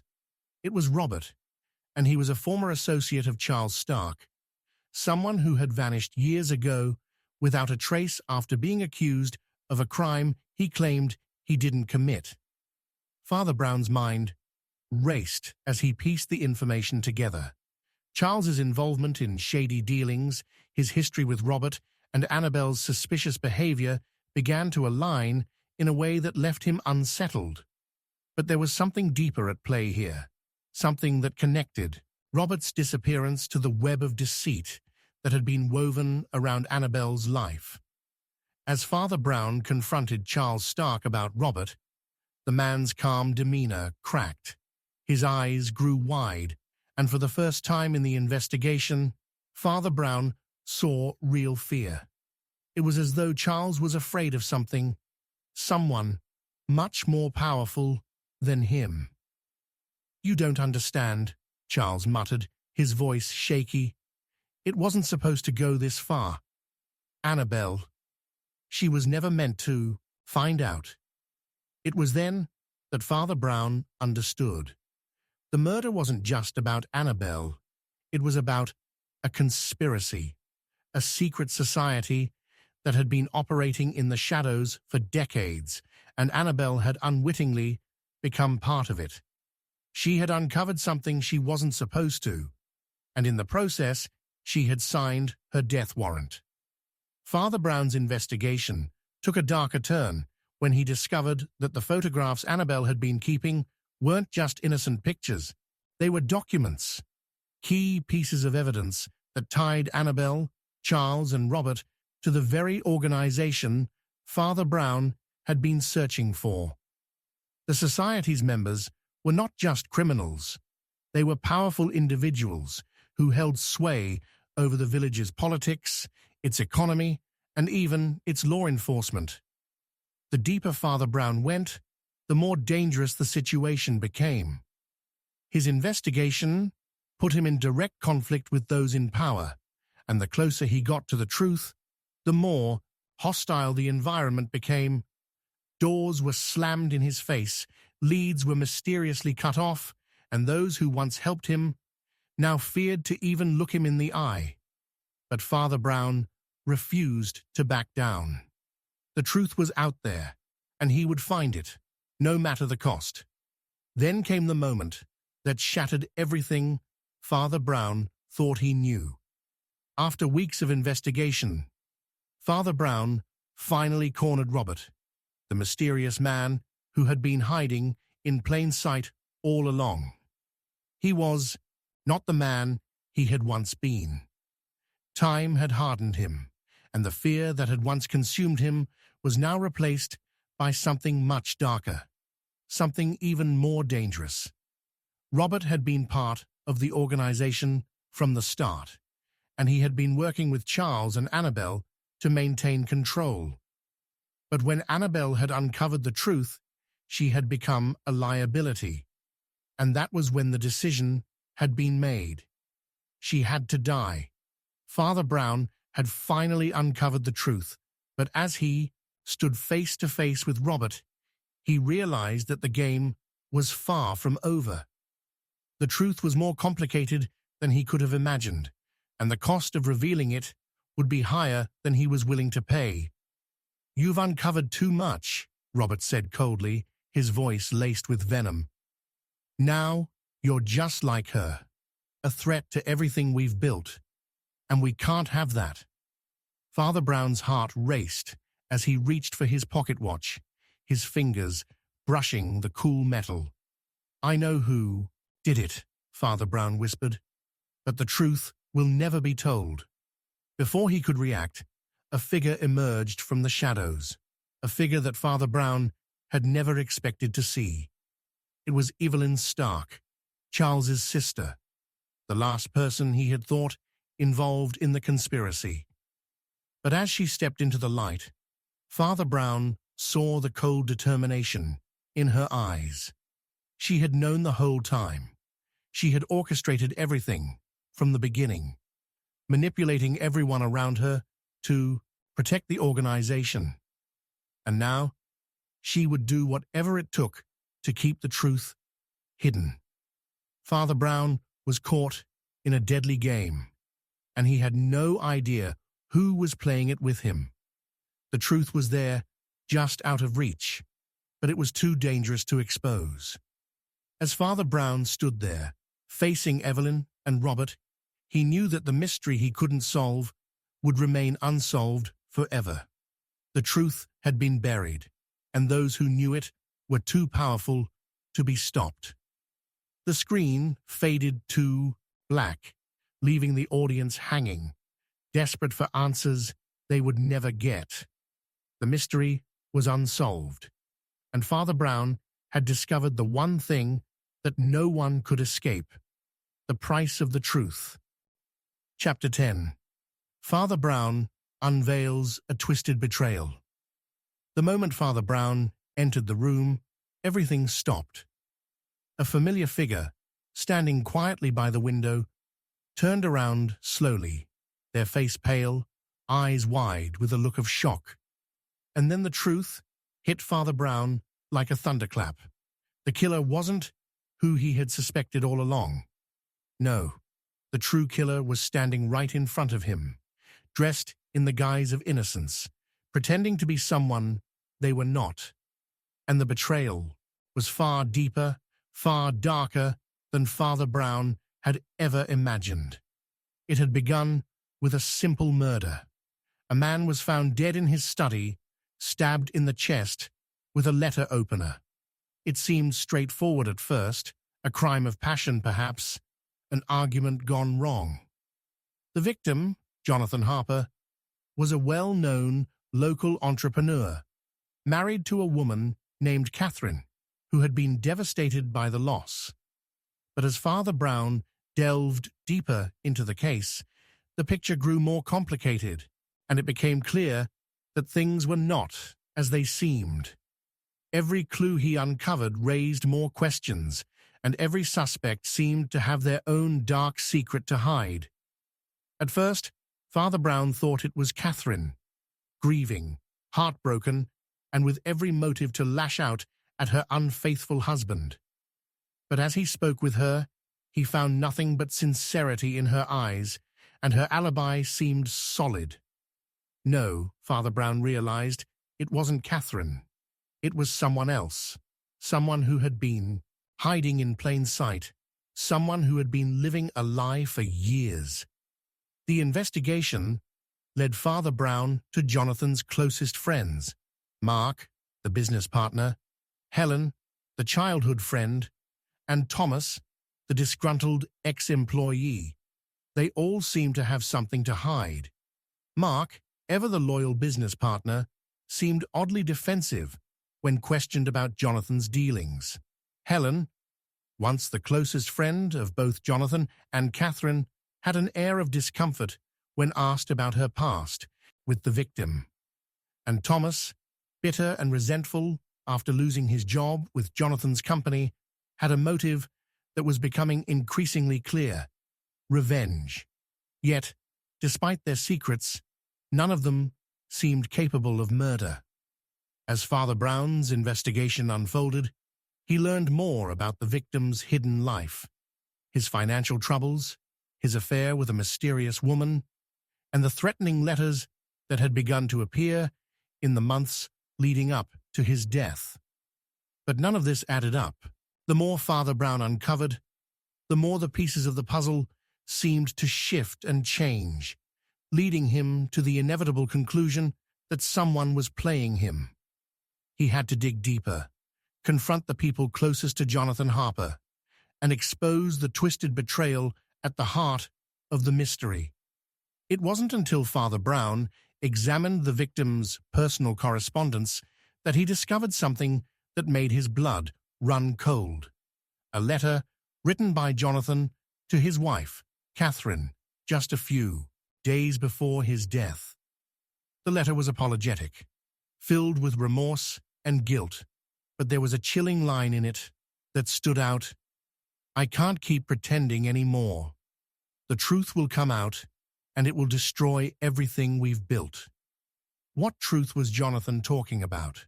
What had he been hiding? Father Brown's suspicions led him to a shocking discovery. Jonathan had been blackmailing someone close to him, threatening to expose their darkest secret unless they did exactly as he said. But who could Jonathan have been blackmailing? And why had it led to his death? The breakthrough came when Father Brown spoke to Helen, Jonathan's childhood friend. She had always been close to the family, and Father Brown had suspected that there was more to their friendship than met the eye. After much prodding, Helen finally broke down, confessing to a secret that she had been keeping for years. It turned out that Helen had been in love with Jonathan, and their affair had gone on for years, right under Catherine's nose. But what shocked Father Brown even more was what she revealed next. Jonathan had planned to leave Catherine and marry her. He had told her everything, even about the secrets he had been keeping from his wife. But Helen's confession didn't end there. She revealed something even darker, something so twisted that Father Brown's head spun. Jonathan had been involved in something far more sinister than anyone had realized. He had been laundering money for a dangerous criminal organization, and he had been using his wife's business connections to cover his tracks. But the most shocking revelation of all was that Jonathan had been planning to double-cross the very people who had helped him, intending to steal millions and disappear with his new lover. He had planned to run away with Helen, leave his wife and his business behind, and start a new life with her. But what Father Brown didn't expect was the twist that came next. Helen confessed that she had been a willing accomplice in Jonathan's scheme. She had known about the money laundering, the blackmail, and the plans to escape with the stolen fortune. But what made the situation even more complicated was that she had been planning to double-cross Jonathan herself. She had been playing both sides, pretending to be his ally while secretly planning to expose him to the criminals he had betrayed. Father Brown's mind raced as he pieced the puzzle together. Jonathan's murder wasn't just a crime of passion. It was the result of a carefully orchestrated betrayal, a web of lies spun by those closest to him. But what had gone wrong? Why had Jonathan ended up dead? Had Helen killed him in a fit of rage, or had someone else been involved? The truth began to unravel, piece by piece, as Father Brown uncovered the final, damning piece of evidence. A letter, written by Jonathan himself, confessing everything. In the letter, Jonathan admitted to his crimes and revealed the identity of the person he had been blackmailing. But the most shocking part of the letter wasn't the confession itself. It was the name he had written at the end, the name that no one had expected, the name that sent a chill down Father Brown's spine. Catherine. Father Brown felt the air leave his lungs. The final twist had come, and it was more shocking than he could have imagined. Jonathan's wife, Catherine, had been the one behind everything. She had known about the affair, the blackmail, and the money laundering, and she had been the one who had orchestrated her husband's murder. She had killed him to protect herself, to keep her secrets safe, and to ensure that her life wouldn't fall apart. But what made it even worse was that Catherine had been in on it from the beginning. She had known about Jonathan's plans to leave her, and she had decided to act before he could expose her. But as Father Brown confronted her with the evidence, Catherine's demeanor didn't change. She remained calm, composed, as if she had been expecting this moment. "You don't understand, Father Brown," she said quietly. "I did what I had to do. Jonathan was going to ruin everything. He was a threat to everything I've built, and I couldn't let him take it all away." Father Brown's mind swirled with the implications of this revelation. Catherine wasn't just a grieving wife. She was a calculating, manipulative woman who had stopped at nothing to keep her secrets safe. But what had driven her to kill her own husband? What had made her so desperate to protect the life she had built? Father Brown's heart pounded as he looked into her eyes, realizing that there was no easy answer. The truth, it seemed, would remain elusive. "I know who did it," Father Brown said, his voice heavy with sorrow. "But the truth will never be told." The screen faded to black, and the mystery remained unsolved. The audience was left in stunned silence, unable to process the shocking twist that had just unfolded. Who could have predicted that the killer would be the one closest to Jonathan all along? Who could have imagined the depths of betrayal that Father Brown had uncovered? The truth had been revealed, but at what cost? And in the end, Father Brown knew that some mysteries were too dangerous to solve completely. Some truths were better left hidden, buried beneath the weight of the darkness that had shaped them. And so, as the screen went black, the mystery lingered, leaving the audience desperate for answers that they would never receive. Chapter 11. The Candlestick's Fatal Secret Exposed. The first crack of thunder echoed through the mansion, just as Father Brown turned the candlestick over, revealing a dark, hidden stain. a stain that wasn't just a symbol of death, but the key to unraveling a conspiracy far darker than anyone could have imagined. It wasn't a mere murder anymore. It was a twisted game, a lethal secret that someone had gone to great lengths to bury. And now, as Father Brown stared down at the candlestick, he knew that no one would leave this room with clean hands, not even him. The mystery began with a quiet dinner party at the home of Lady Margaret Waltham, a respected figure in high society. The guest list was an eclectic mix of aristocrats, businessmen, and well-placed dignitaries, all gathered under one roof to celebrate Lady Margaret's upcoming marriage to the wealthy widower Sir Edmund Blake. But by the end of the evening, only one thing remained certain. Someone had been murdered, and the person responsible was still among them. Lady Margaret's body was found in the library, her throat slit, a single candlestick lying by her side, its surface marred by a faint but unmistakable bloodstain. The scene appeared to be a simple act of violence, perhaps a crime of passion, but there was something off about it. The rest of the house was untouched, undisturbed, no signs of forced entry, no sign of struggle. No one could figure out how the killer had managed to commit the murder without anyone noticing. And the only clue left behind was the candlestick. Father Brown, called in to investigate, quickly deduced that the case was not as simple as it appeared. Lady Margaret had been a woman of many secrets, and the people around her had far more to hide than their well-manicured reputations would allow.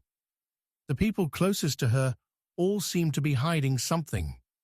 Her fiancé, Sir Edmund, though seemingly distraught, had been oddly distant when questioned about his fiancée's death.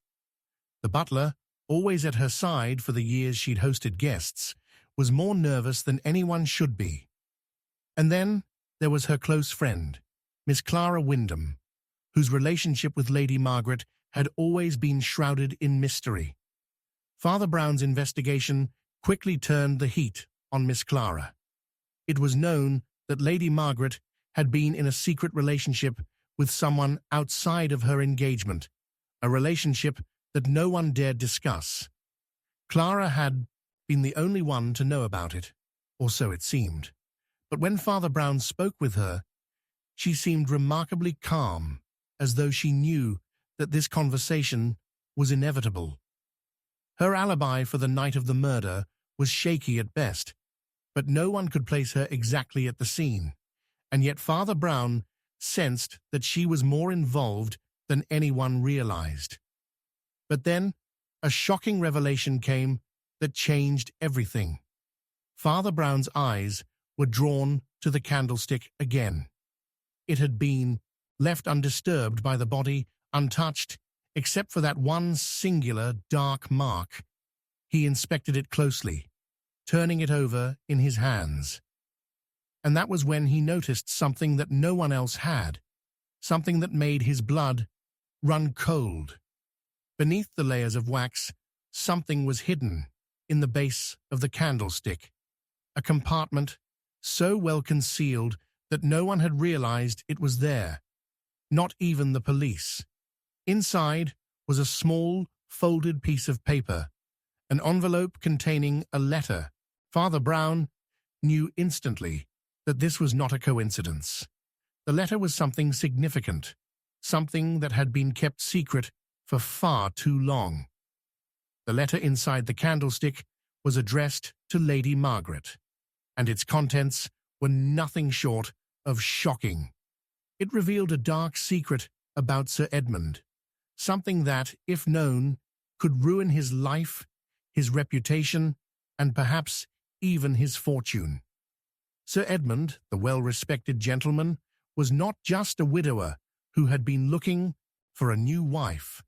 He had been involved in a vast and illegal operation that had seen him secretly amass an unimaginable amount of wealth, much of it gained through extortion, blackmail, and corruption. Lady Margaret had discovered this about her fiancé, and she had been planning to reveal the truth. But someone had silenced her before she could do so. As Father Brown examined the letter further, he found another clue hidden within its folds.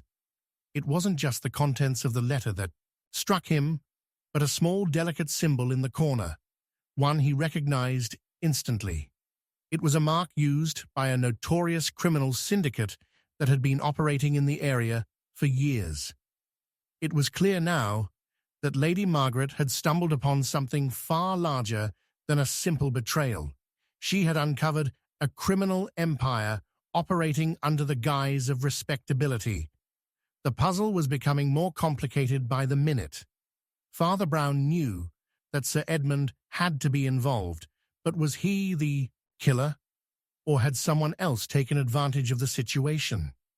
The more he looked into the people surrounding Lady Margaret, the more it became evident that everyone had a motive. Clara, Sir Edmund, the butler, they were all intertwined in this web of deception and lies. But who had been desperate enough to kill? Father Brown spent hours speaking with the guests at the dinner party. Each conversation led to more questions than answers.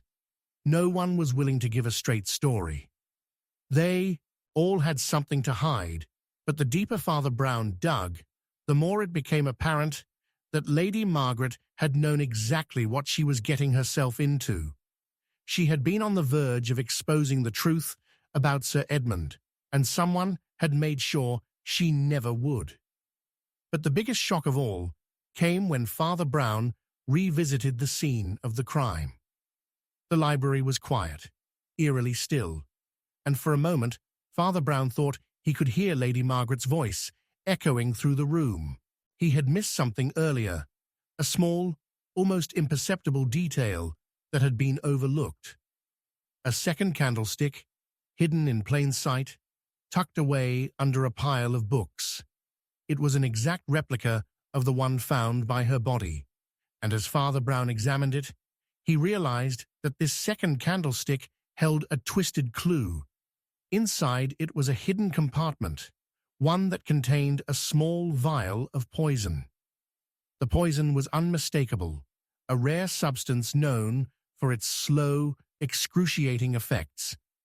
It had been carefully administered, and the timing of its use was as crucial as the method. Lady Margaret had not been killed instantly by the stab wound. She had been poisoned first. The stab wound was a final act, a finishing touch to make it appear like a crime of passion. But the real question was who had poisoned her, and why? Father Brown knew now that the key to this mystery was the candlesticks.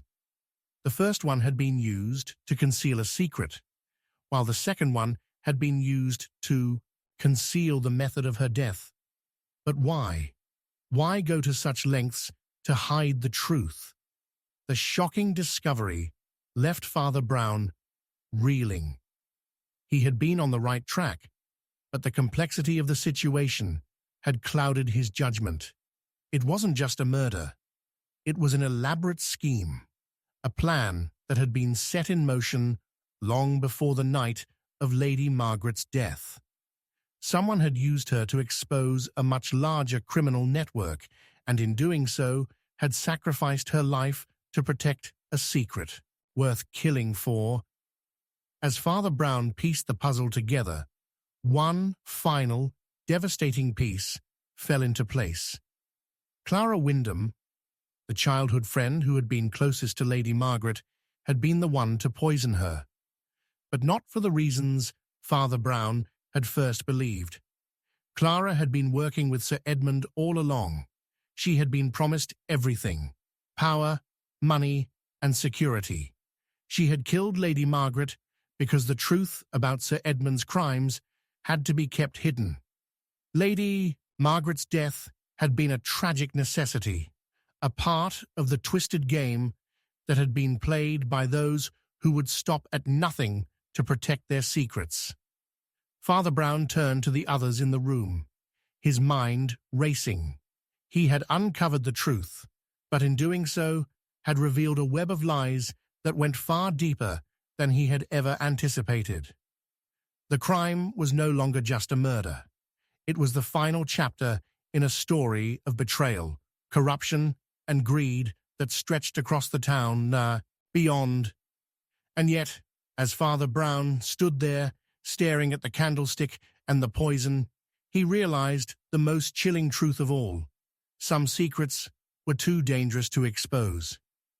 The killer had been unmasked, but in doing so, Father Brown knew that the world he had uncovered was one that could never be brought to light without dire consequences. "I know who did it," Father Brown said quietly, his voice filled with sorrow. "But the truth will never be told." And as the screen faded to black, the mystery remained unresolved, the truth hidden behind a veil of darkness, leaving the viewers breathless, unable to comprehend what they had just witnessed. Who was truly behind the conspiracy? Who had paid the price for the lies that had been told? The answers were buried in the shadows, never to be revealed. Chapter 12. Father Brown's most dangerous case. Yet, the scream echoed through the halls, the sound so sharp and raw that it could have torn the very fabric of the night. Father Brown's heart raced as he heard it. He had never been more certain that he had walked into the most dangerous case of his career. The woman in question, Emma Grant, had just been found dead in her study, and what started as a simple inquiry into the peculiar events surrounding her life would now become a descent into a nightmare, a web of lies, betrayals, and darkness that would unravel everything Father Brown believed about human nature. The truth, as it turned out, was something far more sinister than he had ever imagined. It began with a letter, a simple, innocent letter, one that Emma had received just days before her death. It was addressed in an unfamiliar hand, with the ink smudged in places as though it had been hurriedly written. At first glance, it seemed to be nothing more than an unimportant correspondence, but Father Brown's experience told him otherwise. There was something off about it. The envelope had been opened too carefully. The paper had been folded at an odd angle, and the edges were slightly torn, as though someone had tried to hide something, but failed. The letter spoke of a secret, of a debt owed, of an agreement made long ago that had come back to haunt Emma. Father Brown's mind immediately turned toward the idea of blackmail. Had Emma been hiding something? Had she been involved in something dangerous that had now come to light? It wasn't long before Father Brown's suspicions grew. The letter had been sent anonymously, and the words it contained pointed to a past Emma had kept hidden from everyone. The more Father Brown delved into her life, the more he discovered about the shadowy people she had been associating with, people whose motives were not so innocent. Emma's life was not as straightforward as it had appeared. Behind her well-to-do exterior, there were hidden ties to people who operated in the darker corners of society, people who would stop at nothing to get what they wanted. Father Brown spoke to those who had known Emma most intimately, her closest friends, her colleagues, even her family. They all had something to say, but none of them had the answers he was searching for. Her husband, William Grant, seemed genuinely distraught by her death, but there was something about him that Father Brown couldn't shake, a sense that he was hiding something. Then there was Claire, Emma's sister, whose grief appeared genuine, but whose eyes darted away whenever Father Brown questioned her about Emma's past. The more Father Brown questioned, the more the shadows around Emma's life seemed to deepen. The investigation took a darker turn when Father Brown found a hidden journal in Emma's desk. It was filled with cryptic entries notes about a secret meeting, and most alarmingly, references to a man named Alden Blackwood.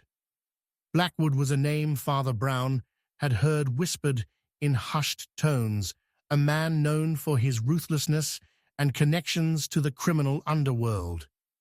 Emma had been involved with Blackwood, but what was their connection? Had he been blackmailing her, or had they been partners in something far more sinister? The pieces started to fall into place. Emma's involvement with Blackwood had led to dangerous consequences, secrets that she could no longer keep, hidden. The more Father Brown pieced together, the clearer it became that Emma had been trying to escape her past, trying to break free from a web of lies that had entangled her for years.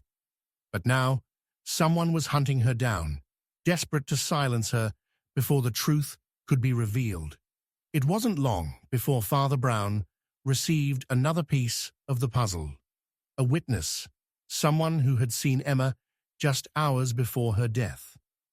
The witness was a man named Richard Graves, a private investigator who had been hired by Emma to look into something. When Father Brown met with him, Graves seemed nervous, but he revealed something that would change the course of the investigation forever. Emma had been involved in a dangerous game, one that had crossed the line from blackmail to murder. She had been trying to uncover a secret that no one was meant to know, a secret so devastating that it had the power to bring down the most powerful people in the city. But before she could finish her investigation, she was silenced. As Father Brown followed the trail, the clues led him to a dark alley, where he discovered something that no one had expected. Alden Blackwood, the man behind it all, was dead. He had been murdered in the very same way Emma had been. Strangled in his own home, his body left in an eerily similar position to hers. This was no coincidence. Someone had been sending a message. The killer was making a statement. No one was safe. Father Brown's mind raced as he pieced the puzzle together. The killer was someone with a vested interest in keeping Emma's secrets buried. Someone with the power to get away with murder. Someone who had been orchestrating events from the shadows. But who? The deeper Father Brown dug, the more the mystery seemed to twist, until he could no longer trust anything or anyone. It was as though the entire town was in on it, hiding secrets and lies behind closed doors, willing to do whatever it took to protect their own. Just when Father Brown thought he had it figured out, something unexpected happened. Another murder. This time, it was William Grant, Emma's husband, found dead in the same manner as the others. His death sent shockwaves through the investigation. Had the killer been trying to silence him too? Or was there something more to his death than met the eye? Father Brown couldn't shake the feeling that he was missing something crucial, something that would make everything make sense. The pieces were all there, but they didn't fit together.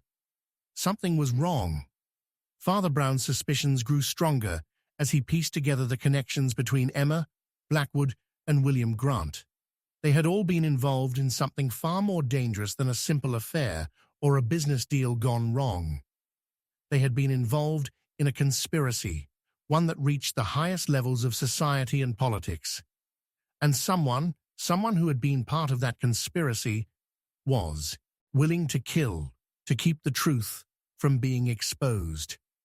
In the midst of the confusion, Father Brown uncovered a shocking piece of information that turned everything he thought he knew on its head.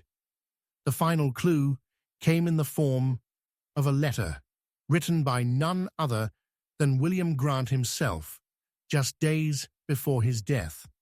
The letter revealed the truth behind his involvement in the murder of Alden Blackwood and the conspiracy that had been orchestrated by a powerful syndicate.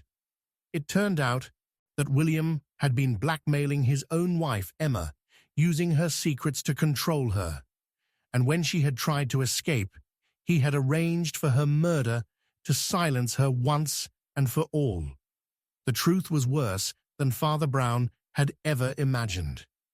William Grant had been the mastermind behind the murders all along. He had used his wife's secrets to manipulate her, and when she had tried to break free, he had orchestrated her death. But it wasn't just her death he was responsible for. It was the deaths of everyone involved in the conspiracy. And now Father Brown had uncovered the final piece of the puzzle. William Grant had been working with the same syndicate that had been controlling everything, using Emma's secrets as leverage to secure his place within the criminal organization. Father Brown's revelation shook him to his core. He had solved the mystery, but at what cost? The conspiracy had run so deep that even he, with all his knowledge and experience, had missed the truth until it was almost too late. The killer was dead, but the darkness that had consumed the town remained. No one could ever know the full extent of the betrayal, of the secrets that had been hidden in plain sight. The truth had been uncovered, but it would never be told. As Father Brown stood in the quiet room, the weight of everything pressing down on him, he knew that some mysteries were too dangerous to solve completely. Some truths were too horrific to reveal. And as the door creaked open behind him, he whispered, almost to himself, "I know who did it. But the truth will never be told." The screen went black, leaving the audience hanging on the edge of their seats. The mystery was solved, but the truth would forever remain in the shadows, leaving the viewers desperate for answers that would never come.